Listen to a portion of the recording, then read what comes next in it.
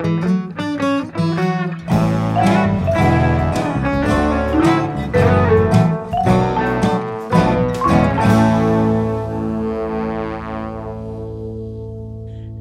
and welcome to another episode of Keep It Fictional from the Port Moody Public Library. I am Virginia, and I am here with Gabriel and Corinne. Hello. My book friends from the library. So May is Asian Heritage Month in Canada. So we want to take this opportunity to highlight some of our favorite books from authors of Asian descent. Now, I'm sure you have listened to Keep It Fictional for a while. You know that doesn't matter whether it is May or not, throughout the year, we always try to represent the different voices that are out there. And it's great to have these day-long, month-long, week-long celebrations thing for us to do something extra. But it is really important for us that, we talk about books from all kinds of voices all the time, all throughout the year. So that is definitely a commitment that we have for you. It's also important to acknowledge that when people say Asian, it doesn't really mean anything. It doesn't tell you anything at all about what it actually is, because there are many, many, many different groups that are being lumped together in a big giant umbrella term called Asian. And they all have different culture, different language, different history, different background. And so terms like that can be helpful sometimes in the book world.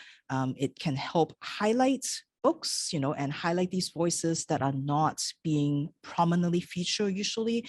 But it could also be very harmful because when you don't kind of look at what it is actually how the author identify themselves and what the book actually is about, and you just lump it, say it's Asian, it really doesn't help, and it doesn't tell you what it is. And I think especially for the groups within this giant umbrella term that are even less known, it is really hard to kind of counter those stereotypes when people think about, okay, Asian, then they think about very specifically East Asian sometimes, and that doesn't help all the other groups that are also belong to this under this umbrella term. So it's really important to be respectful of all the different authors and how they want to identify themselves, and also to recognize that not all Asian things are the same. And I think there's also, I really like what Ken Liu said. There was an NPR article that's kind of asked different authors what they think about when your book is being described as Asian-inspired fantasy. And a lot of authors, many different opinions about it. Sometimes they find that it's helpful because then more readers discover their book. But as Ken Liu pointed out, it is also a term being used to emphasize and to signal, okay, well, it's not American, it's the other thing. And that can be really harmful because, as he pointed out, he writes American fantasy. His fantasies are American. It might draw on East Asian mythology, but it's definitely American, commenting on the current American society. So for people in the diaspora, it is really tough sometimes to have certain labels attached to their books. So it is just important for us to recognize that. But anyway, we have some really great books. There are three of us here. We are hoping to bring books from different authors to you today, but there are only three of us. So please do check out our social media this month. We're highlighting a book a day of all different kinds of from all different kinds of authors, all different kinds of countries. So please do check that out so that you can get other recommendations for books by authors of Asian descent. So so why don't we get started with Miss Corinne? Thank you, Virginia. One is truly spoiled for choice when you are given such a huge, huge topic to pick a book from. So I decided to pick something that was a little bit more backlist, but had been kind of sitting on the back burner for a long time, actually since 2015, that when it came out to rave reviews. I remember seeing it on all the best of lists, and I was going to get around to it, but then I realized it was short stories that I kind of hate. And so I kind of put it to the bottom of my pile. And then when this topic came up, I thought it was a really good chance to kind of go through that to be read pile and highlight a book that might be a little bit older, but still still sparkles as you were.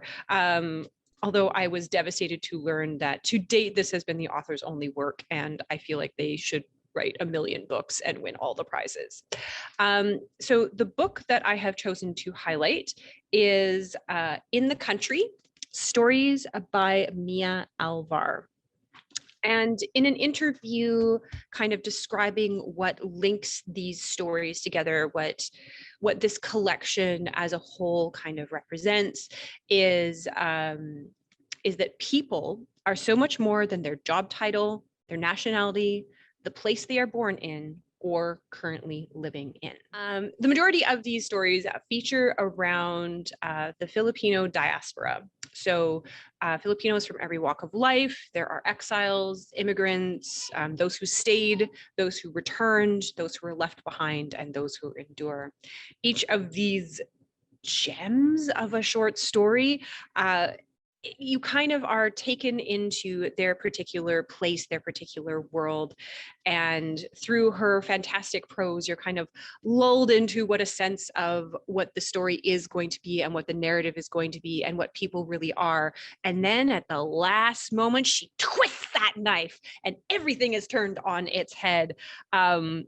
There are a wealth of stories inside of this collection that Alvar has written. She was born in Manila, grew up in both Bahrain and New York City. And again, this collection is very much a world tour of different places, because as she says, like we tend to think of immigration in one way, but there have been many different immigrations happening over history, and those of people from the Philippines going to other countries. And she especially concerns herself with people from the Philippines going to the Middle East to work. Where to start? I think some of my favorite stories in the collection was the story of Contrabida, which is the story of a young man who has left his parents and their tumultuous marriage behind in the Philippines, has gone to New York City to kind of remake himself separate from the trauma that he suffered in the past under his domineering father. However, when his father is ill and when he hears of this, that he's kind of on his final days, the son, who is a pharmacist, decides to smuggle some pain relief drugs at great personal danger and expense back home to help his father's in his final day and assist his mother, who he's always kind of seen as this gentle, self-effacing, almost kind of like a one-dimensional carer figure, and only to discover upon his return that his mother, who he thought he knew who she was, is not who she is indeed. In fact, there is a wonderful line from one of the stories that the quietest, most docile worker could, behind her apron, be sharpening her blade. This story really does focus on the idea that we see a lot of people for a variety of reasons as one-dimensional. We put a label onto them because of what they do for a living, and we don't really dig a lot deeper than that. And what Alvar is really encouraging us to do through these sharp, cutting, incisive stories is to, again, see beyond that job title, see beyond that nationality, the place that they were born in, or that they're currently living in, and see the person underneath. If you are looking for some really amazing, engaging short stories, again, as not a short story reader, I didn't think that I would enjoy these as much, but as soon as I sat down to read one, they are like delicious Lay's potato chips in that you can't stop at just one. You're going to keep reading all the stories, like the story of the doctor who you think is such a saint, and he's so kind and helps the people in the ravine, but underneath he's got some secrets and a deep guilt.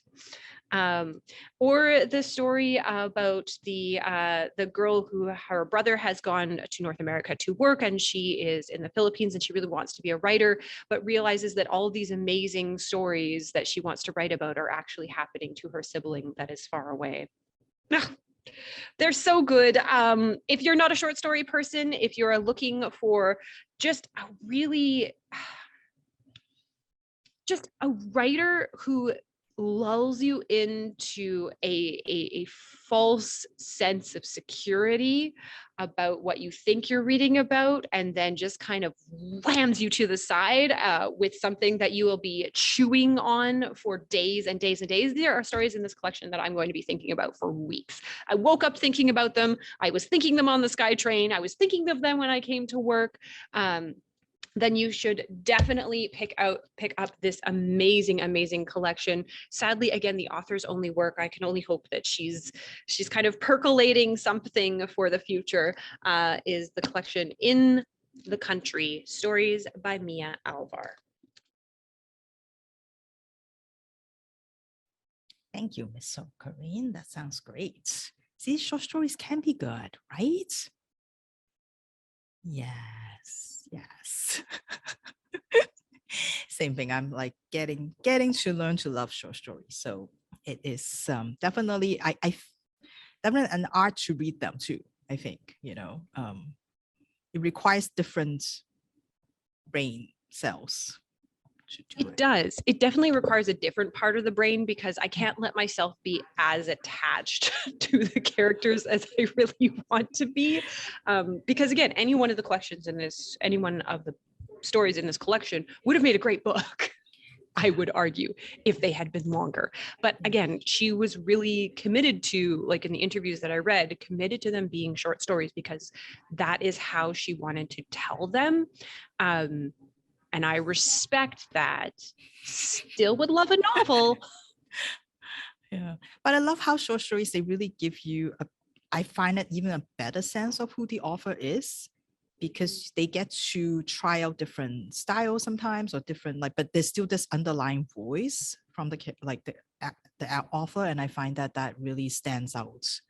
And I feel like I get to know them a bit more sometimes.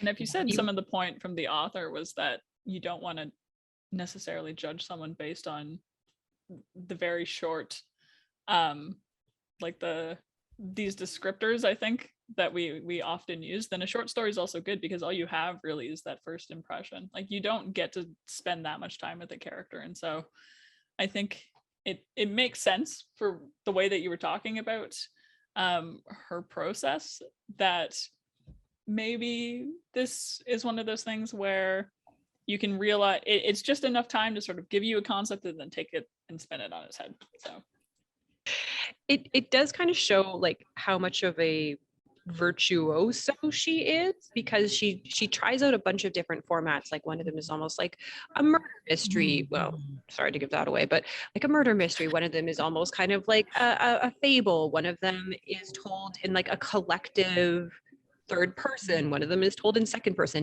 that you. So in many ways, as you say, Virginia, like, you're really getting to know the power of this writing by the difference and diversity of the way that they tell their stories. And it is impressive. So yes, there is a point to short stories. We should just end this episode there. There is a point to short story. That's what Corinne said. All right. Gabriel, do you want to go next? yeah, sure. All right. So for our Asian Heritage Month episode, I chose Darius the Great is Not Okay by Adib Khorram. And this is a young adult novel that was published in 2018. And it has since been followed by a sequel novel, Darius the Great Deserves Better, which I would agree that even in this book, Darius the Great deserves much better than a lot of the circumstances that he has. So he's not okay. He deserves better. If he decides to continue the series, maybe Darius the Great will finally get some peace in this kid's life. And it follows the story of Darius Kellner. And that character is something that I'm going to get into in a little bit, but I just wanted to talk a little bit more about Adib Khorram, the author. In 2019, Darius the Great won the Morris Award, which is given by the Young Adult Library Services Association to celebrate first-time young adult authors. And in addition to the Darius the Great series, he also has a new book that actually just came out, I believe, in March. And this is one that when I was reading the description of it, I was like, wow, kind of wish I knew about this one when I was considering which book I was going to read, but I had already read it. So I knew what I was doing, but I thought might appeal to Kareen, actually. And so this is a little bit of a spoiler for the series in general and just about Khorram's works in general, but Darius, the character, is queer. This first book doesn't really go too much into that aspect, not compared to the second book, which is a lot more, in which Darius actually has a boyfriend and stuff like that. But if you want more from the author, Khorram recently published one called Kiss and Tell, which is another young adult book about the only gay member of a boy band struggling with queerness while being in the spotlight and sort of all of the things that society puts on people when they're sort of tokenized and having to represent a lot of things that maybe they don't actually associate with, that they don't particularly feel or don't want to have to be the person who all other people will be judged by. And so it's about this character sort of learning that. So Adib Khorram is he's an Iranian American, so his father is Iranian and his mother is American. In Kiss and Tell, this other book that he's written, the main character is white, but he has, I believe, the other members of the band, they aren't all, and so it's sort of also a conversation of like identity politics and the different ways that people are meant to represent whole groups of people when they are just one person. And so it has a lot of really interesting aspects on top of it being a boy band novel, and really is supposed to be a love letter to boy bands. And it includes things like, on top of narrative, there's fictional interviews, there's think pieces about the boy band, there's fan fiction in it, all of that kind of stuff. And so it tries to take on, like, I think, a very mixed media approach.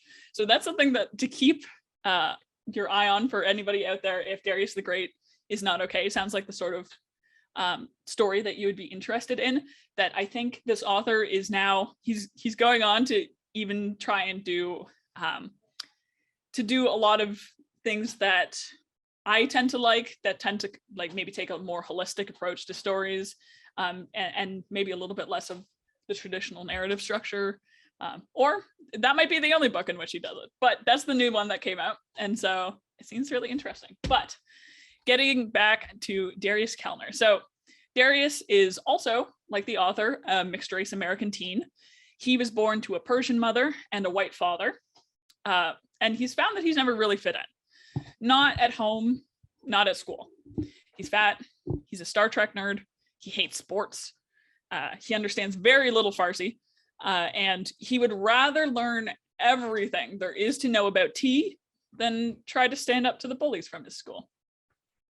He feels disconnected from his mother's side of the family because he can barely understand them, which is particularly isolating because his mother decided to speak to his younger sister, Lale, in Farsi. And so he doesn't share this aspect of his own culture with his mother, and he doesn't even share it with his little sister. During the video calls that they have with his grandparents who are back in Iran, he's quickly left in the dust, just kind of nodding along, trying to follow as best he can. And while you think that means he could bond with his father, who also does not speak Farsi, it really means that they just stay quiet and awkward, even with each other.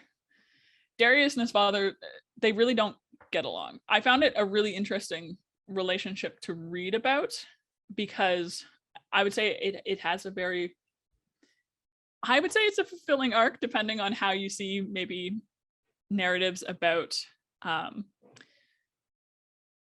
intergenerational effects of mental illness, and where the responsibilities for certain aspects of relationships should lie between parent and child, and where that sort of intersects maybe with your own beliefs or experiences. This may or may not be a plot line that you find as interesting as I did, but Darius and his father, they have sort of a rocky relationship. He thinks that to stop being bullied, Darius should stop making himself a target. Darius should cut his hair. Darius should stand up for himself, should tell off his classmates for picking on him. And the only time that the two seem to be able to find a sense of harmony is when they're watching Star Trek. So they've been through every episode of every series multiple times, and it doesn't matter. Every night they sit down together, they watch an episode, and that's their time together. And Darius kind of wishes it could be like that more often, because that's really just an equilibrium that he doesn't find in a lot of other aspects of his life. Darius struggles very, very prevalently with depression. I wouldn't necessarily say that it completely takes over his life, but it's present throughout the narrative. He struggles with depression. He often feels he isn't good enough for anyone, least of all his father. They do have like a heart-to-heart towards the end of the book that kind of unpacks some of that and explains again how when you have a parent who's struggling, mental illness can also have very, very strong intergenerational effects. Interestingly, even though this sounds very heavy, despite a lot of the adult themes, I'd actually say that this book kind of strays towards like the young side of young adult literature. Like you could probably give this to a 13-year-old and they would be fine. Serious topics, but they're not necessarily dealt with in a way that's overly bleak. Like a lot of the notions that Darius kind of has about himself, the whole point of the novel really is that they get turned on their head and he sort of starts to develop a lot of understanding and hope. It has its tearjerker moments, but yeah, so Darius has a complicated relationship with his whole family, and it only gets more complicated when his babu falls terminally ill and the family has to go to Iran to be with him. So they celebrate Persian New Year together. He learns to play card games, tries to socialize, but very quickly it just kind of becomes too much for him. And while he's there and feeling a little bit lost, he meets Sarab, who's a boy who would quickly become his closest friend. He's just what Darius needs, someone who has his back, someone who cares about him, despite all the flaws that Darius can kind of see inside himself. And Darius starts to gain confidence. The trick is going to be bringing all of this confidence back to America when he has to leave his best friend behind. And so a lot of this book deals with Darius's own self-image, very, very much a coming of age novel for a very particular audience. Not that other people couldn't. I mean, obviously, like I also enjoyed it despite not coming from the same background. But it is one where you're sort of questioning, I suppose, why this character feels so out of place and if it's fair that he feels like this. And I guess the answer is probably usually going to be it's not fair that he feels like this, but it's him kind of coming to realize that, and the relationship between him and his friend in particular, I think, is what drives a lot of this one. There's some great scenes where they're sitting on the skyline. They play a lot of football as in soccer, not as in American football.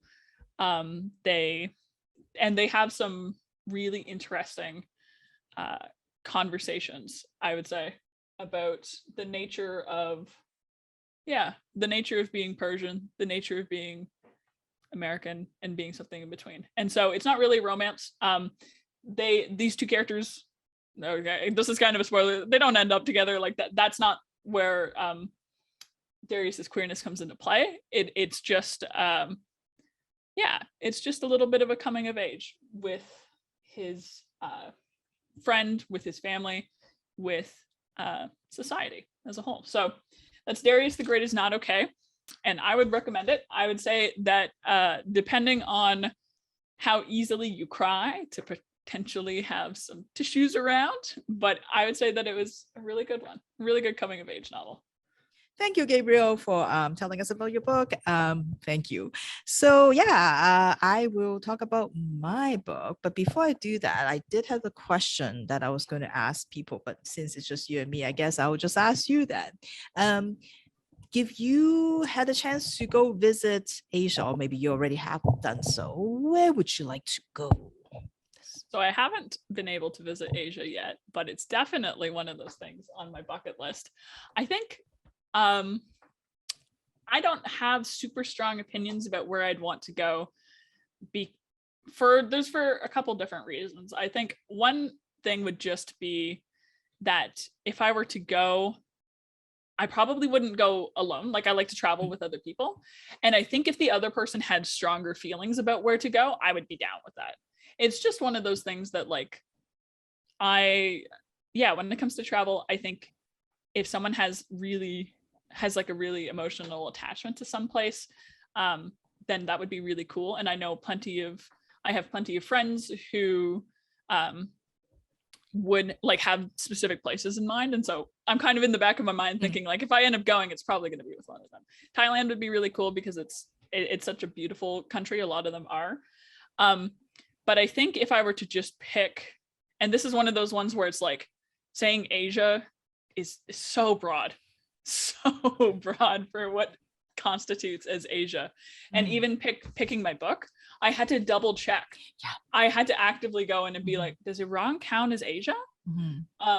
According to Google, it does. So, but actually thinking about those places that in my head almost consider more the Middle East, I grew up with Assassin's Creed. And so there's a lot of places that while I don't necessarily think I would really want to visit them right now because of geopolitical context that's going on, I spent formative years running around a digitized version of Jerusalem and Damascus, I think is the big city in the first Assassin's Creed, Damascus and Jerusalem and Acre or somewhere in that area. And so there is a part of me that kind of wants to go there, despite the fact that I think right now is not the time for me to go, but maybe eventually. Yeah, climb all the way up and then jump all the way down. Oh yeah, where's the hay bales? Exactly. Let's go. Oh yeah, no, I think the first one is definitely my favorite, even though it's really fun to see all the other places that they end up being, but I think the first one still is just like maybe the novelty of it, right? Like just like, oh, this is like something new. So yeah, exactly. Yeah, other people know I don't really like to travel. It's not my thing. But I mean, like I kind of have to go back to Japan. I feel like that would be, because there's the new Ghibli theme park that I need to go to. Yeah, like because I went to the museum when it was just a museum, but they're opening the theme park the end of this year, I think. COVID probably delayed it a little bit, but yeah, that's where I would like to go. I spent a lot of time at that gift shop. Like my friends were just like, okay, are you done yet? I'm like, no, but look at this, look at that. There was just, so I need to go get more Totoro stuff. Yeah. I think I have a feeling Japan is also one of those destinations that has a lot of events going on.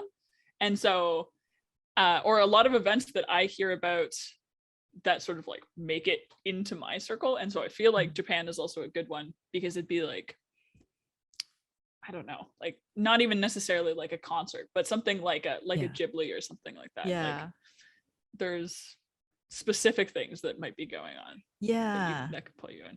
Yeah. Not that there isn't in other places. I just don't hear of them as much. Yeah. And I also feel like it's one of those places like, you can sort of spend a whole year there and you wouldn't even like be able to like scratch the surface because there's just so much. And because I remember one of my favorite thing when I was there was just walking down like a random street. It just got that feeling. It's like you feel like, oh, like it's like this is the street that you see in your anime. It just feels like, so right? Like just want to be there. Anyway, all right. Well, thank you for sharing. I will talk about my book, which may or may not have video games involved in there, just for you. Just picking this just for you. For today, I have kind of two companion novella to recommend. And they are both from Tor.com, one of my favorite publisher, because they do a lot of science fiction fantasy novella, and they're always very creative. Like I love their novellas here. So the first book, and they're companion novels, so you don't have to read them in order at all. You can, depending on which kind of concept appeals to you more, you can pick the one to start with. So the first one is the Gurkha and the Lord of Tuesday. And the second one, which hasn't arrived at the library yet, but it came out in March, and it is Kundo Wakes Up, which you can't see at all, but that's okay. And they're both by Saad Z Hossain, who is a Bangladeshi author. And these are definitely for people who enjoy genre mashup. And I would say these are probably cyberpunk with urban fantasy, filled with lots of like gods and mythological characters in them. And both of them are set in future Bangladesh. So in that world, the climate change has happened. There's lots of environmental disasters. The air is deadly for humans. So what they figured out to keep ourselves alive is to have nanotech inside us that can help create these other particles to counteract all the bad ones in the air. And to do that, you have to have enough human bodies in a certain specific area. And how many bodies is the right amount of bodies? They have done some experimentations and some very bad stuff happened in order to figure out, but they have kind of finally figured out this is how many bodies we need to be able to create a microclimate that is livable, that is something that we can live through. And not only do we have this very this kind of very polluted world that we have to deal with every day, we also have AI control countries. So all the countries are run by AI, and the biggest one in Bangladesh is Karma. And Karma will control, not just regulate all the living conditions, it also makes sure that everybody is where they are supposed to be. So you're monitored all the time. And instead of money, instead of currency, you get points. Points that are awarded to you by Karma based on their complicated algorithms to decide whatever you do, your actions, whether they are more helpful or more harmful to the society in general. And so you get positive points or you get negative points based on that. But Karma, of course, is an AI, so it doesn't have any feelings. So it basically judges everything based on their calculations. But that doesn't mean that everything is being done fairly. That doesn't mean that everybody is now has what they need. There are definitely still pockets of people that are being left behind, that they have no resources at all, even in this kind of AI controlled world. Not only that, each person has an echo in their brain, which hook them up to the virtual world. And you also have a PMD, a personal medical device that heals you, give you a hurt. So people don't really get sick. But again, that doesn't really make life better for everyone. There is still definitely a disparity. Now, if that world kind of sounds interesting, I would recommend starting with The Gurkha and the Lord of Tuesday, which came out first, and also another book that he has, a full-length novel called Cyber Mage. Both of them dives a lot into that world. In this first book here, it is a jinn who has woken up after being imprisoned for a while, being tricked into going into this cave, but he has woken up and now he's ready to conquer the world. He's like, okay, what city is right nearby so that I can go like flatten it? Who is the king that I have to go fight? And he was informed by a human that, well, the world has actually changed quite a bit since the last time you were in it, you're awake in it, and that we have now this AI that runs the world. And so he is guided, maybe tricked by this human who has his own agenda to try to figure out and to maybe fight against Karma, the AI. So that's the first book, and it gives you a really good description of sort of the world that they live in. But I'm going to talk about the other book, which is Kundo Wakes Up, because that one I find equally interesting. I'm not going to say more interesting, but equally interesting, because it started off with more kind of a mystery in some way, set in this fantasy science fiction kind of world. And it's about Kundo. Kundo is a painter. He was fairly well known, but it has been a while since he's painted. In fact, it's been a while since he's done really anything, because he is getting over his wife disappearing. His wife disappeared a few years ago, and now he doesn't know why, he doesn't know where. Other people believe that his wife probably just left him, but he doesn't think so. He thinks that, his wife wouldn't just do that, and he's still trying to figure out what happened. But he's been quite depressed, so he wasn't really able to get himself to do anything about this until now. And so he finally decided, I'm going to contact my friend again. He has actually hired a hacker to try to track down where his wife is. And at one point, that hacker has said, "Oh, I have some updates for you." But he was too deep in depression and he couldn't quite make himself do anything. So he has never actually followed up. But now he's ready. He's ready to find out what happened to his wife. But the hacker, when he tried to contact him, he didn't respond. So he figured he would go and see if he can find him at home. But the hacker wasn't home either. Instead, he came across his neighbor, Pharah. And turns out that the hacker has quite an obsession with his neighbor. So everything in his house is actually key to her biosignature. So lucky for Kundo, Pharah was able to open everything. And as they were trying to figure out what happened to the hacker, Hossain, and trying to figure out what happened to the wife, both of them seem to sort of disappeared into thin air. Kundo started going down this rabbit hole, and he discovered that there are other people who have also disappeared. And all of them seems to be gamers.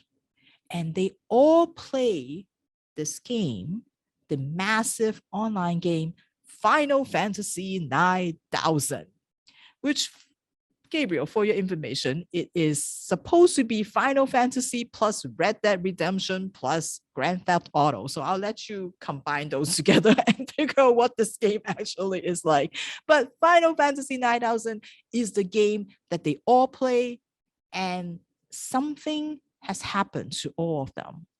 And as Kundo digs deeper, there's a rumor that within this Final Fantasy game, there is a secret game hiding inside called the Black Road. And every one of these gamers who have heard of this game is trying to get into this secret game. And you have to level up, of course, you have to beat it in a certain way to be able to enter this other secret game. And Kundo believes that that's where his wife went. That's probably where Hossain has went. And so he wanted to find out what happened. And to do that, he would have to find a way to beat the game. He doesn't play games. That's what his wife does. So he has to try to convince Pharah to help. In addition to Pharah, there's also a wash-up criminal mastermind that he's going to pair up with, and also a coder. And together, this ragtag crew, this found family, is going to try to find a way to figure out what happened to all these people who have disappeared. But first, they have to convince Pharah, who is the only gamer among the group, to get into the gaming chair. A gaming chair that is shaped like a centipede. Oh, wait, it is not shaped like a centipede. It is actually a centipede, because this centipede, the gaming chair, is going to be able to help them immerse into this world, and it's going to give them an advantage to make sure that they can get through parts of the game in order to reach the Black Road. So that is sort of the premise of Kundo Wakes Up. I love these two books a lot because Saad Z, the author, has such an interesting way in tackling technology and how he sees technology changing the world and how we as humans deal with it. But maybe not just humans, also the gods or the jinns. They have to figure out, well, now what is the place of magic? Because when you look at these technology, a lot of them seems like magic. When humans can heal in like 30 minutes, even they get hurt, if they have unlimited supplies of food because they're all produced by machines, what is the place of gods? What is the place of magic? And so, like Hossain kind of tackled that in both of the books. He's also really good at writing like these larger than life characters. He's super funny and his bantering is just perfect. Like I love seeing the group dynamics in this crew, especially in Kundo Wakes Up. But not just because he's funny, he's also really good at writing the more tender moments, because all the people in Kundo Wakes Up, they are all the people that society has sort of forgotten. And all of them have good days, but they also have really bad days. And they're all trying to pull themselves together, trying to even just get out of bed is hard. Kundo, of course, is, have like depression. Pharah is a single mother with a newborn baby that's abandoned by her husband. The criminal mastermind has early stage of Alzheimer's, and the coder also has a drug addiction. So all of them have sort of been cast off by society, and they're all trying to get themselves together so that they can figure out what happened to all the people that they know that have disappeared.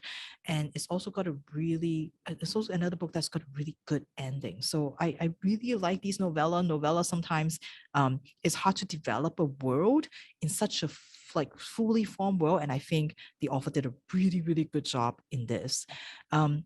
And there's also like just the way he described things. Like he was talking about how Kundo does not believe that his wife has just left him, because Kundo loves curry, because all the food has been like machine produced. So you don't really get real food anymore. But there is a food cart that is there next to his house, and Kundo loves going down there to have the like curry that is made by a real person. But his wife hates curry. His wife hates the smell of it. But she will still go down with him, and she will stand far away but watch him through binoculars so that she could be there with him in some ways, and sort of communicate through their little like echo, through their little virtual world. So it's just little details like that I find like really, really endearing, and I just love the way he does all the characters, and I love this found family. So if you are into sort of like a good mashup, a little bit of sci-fi, a little bit of fantasy, and with lots of really, really fun like mythological kind of elements, and you love a good found family, then I would highly recommend these two books, The Gurkha and the Lord of Tuesday, and Kundo Wakes Up. Kundo Wakes Up was immediately put on my hold list. I will be reading that as soon as it comes in, because that sounded like a dream come true. That sounded so good. Oh, and Chocobo. There's Chocobo reference. Okay. Awesome. I'm like, okay. So important. So good. I would buy that. I would probably go down the road and you'd never see me again. But I would buy the game. So right? Yeah. That sounds like I can't even picture, but that sounds like the game. No wonder they're all in it. Yes, exactly. And they can't stop playing. I don't know if I could do the centipede chair. That might be where I draw the line. Because they describe all the cilia from the centipede, and it goes into you so that you can be really, really immersed. Did I not mention that earlier? Okay. Maybe not the centipede chair. So you just have to work harder at it, at the game, I think. The centipede chair help. But it probably doesn't help that I type with 2 fingers max on each hand. So I might need the centipede chair in order to survive in the world. Because otherwise it's a very much like other people learned how to type properly, and I type like a grandpa. But that's okay. All right. Well, thank you everyone for joining us again for another episode. We will see you all next week. Bye. Bye.